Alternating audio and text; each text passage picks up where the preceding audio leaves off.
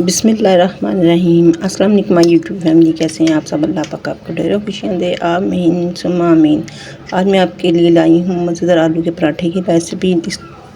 इस मज़ेदार से पराठे बनाने के लिए ना तो हमें आलूओं को बॉयल करने की ज़रूरत है और ना ही इंतज़ार करना पड़ेगा, क्योंकि ये आलू का पराठा जो है हम कच्चे आलूओं से बनाने वाले हैं। यहाँ पे मैंने आधा किलो आलू ले लिए थे, उनको छील के पानी में डाल दिया था। उसके बाद यहाँ पे मैंने कद्दूकश कर लिया है आलूओं को। कद्दूकस करने के बाद आपने एक दफ़ा फिर से धो के इसको टोकरी में डाल लेना है आलूओं को, ताकि इसका तमाम पानी जो है अच्छे से निकल जाए। अब एक बाउल ले लिया है मैंने और इसके अंदर जो कद्दूकस किए हुए आलू हैं वो डाल दिया और साथ ही प्याज डाल दिया चॉप किया हुआ और हरी मिर्ची डाल दिया। यहाँ पे हरी मिर्ची मैंने 3 से 4 ली थी और साथ ही 1 टेबल स्पून जो है मैंने कसूरी मेथी जो है उसको डाल दिया है। पराठों में इसका टेस्ट बहुत ही मज़ेदार लगता है, आप लाजमी शामिल कीजिएगा। और साथ में हरा धनिया जो है ये मैंने डाल दिया काफ़ी सारा। इस तरीके से ये पराठा जो है बहुत ही मज़ेदार लगता है, आप लाजमी इस रेसिपी को ट्राई कीजिएगा। और यहाँ पे मैंने कुटी हुई मिर्च जो है ये डाल दिया, 2 टेबल स्पून भर के शामिल की है। नमक मिर्च जो है आप अपने टेस्ट के अकॉर्डिंग कम या ज़्यादा कर सकते हैं। अब यहाँ पे मैंने जो है 1 टेबल स्पून भर के नमक भी शामिल कर दिया है। 1 टीस्पून इसके अंदर मैं सुरख मिर्ची डाल दूँगी पिसी हुई, और साथ ही इसके अंदर अब शामिल करूँगी ज़ीरा मैंने शामिल कर दिया है। और साथ ही अब इसके अंदर मैं शामिल करूँगी अजवाइन है, ये 1/2 टीस्पून है, ये शामिल कर दी है। सूखा धनिया है, ये मैंने 1 टेबल स्पून लिया है। इसको अच्छे से हाथों पे क्रश करके डालेंगे ताकि इसके जो बोल कुलचे और मज़ेदार से पराठों में खुशबू आए। पराठों में जो सूखा धनिया अजवाइन और ज़ीरा वगैरह होता है ये बहुत मज़े का टेस्ट देता है।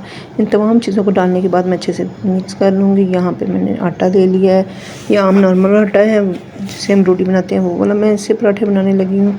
ये मैंने डाल दिया है तकरीबन 1 डब्बा भर के आटा शामिल करके। मैं इसमें पानी अभी नहीं डालूँगी क्योंकि जो प्याज वगैरह और आलू है इसमें काफ़ी ज़्यादा नमी होती है। मैं ऐसे ही हाथों से मिक्स करके उसके बाद मैंने थोड़ा थोड़ा पानी शामिल करके आटे को बहुत अच्छे तरीके से गूँध दिया है। जैसे हम आम नॉर्मल आटा गूँधते हैं उससे हमने थोड़ा सख्त ही गूँधना है ताकि जो हमारे पराठे हैं वो अच्छे से बने। आटे को मैंने बहुत अच्छे तरीके से गूँधने के बाद तकरीबन 2 टेबल स्पून इसके अंदर ऑयल लगा के इसको रख देंगे ढक के। हम तकरीबन 10-15 मिनट के लिए रेस्ट पे रख देंगे।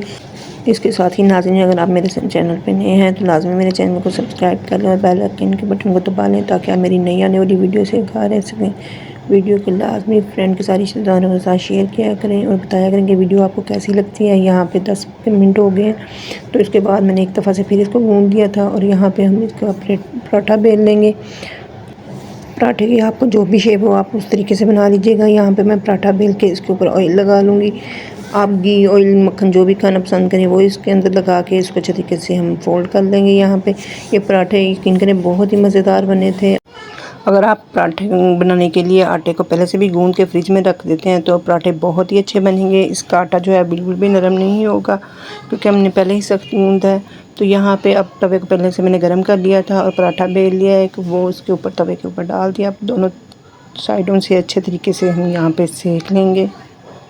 उसके बाद मैं यहाँ पे उसके ऑयल लगाऊंगी पराठे को जो है हमने आहिस्ता आंच पे ही पकाना है क्योंकि जो आलू जो हमने कच्चे शामिल किए हैं उसको पकने में थोड़ी सी देर लगेगी। तो आप आहिस्ता आंच पे पकाइएगा ताकि हमारा जो पराठा है वो सॉफ्ट भी बने और मज़ेदार सा भी।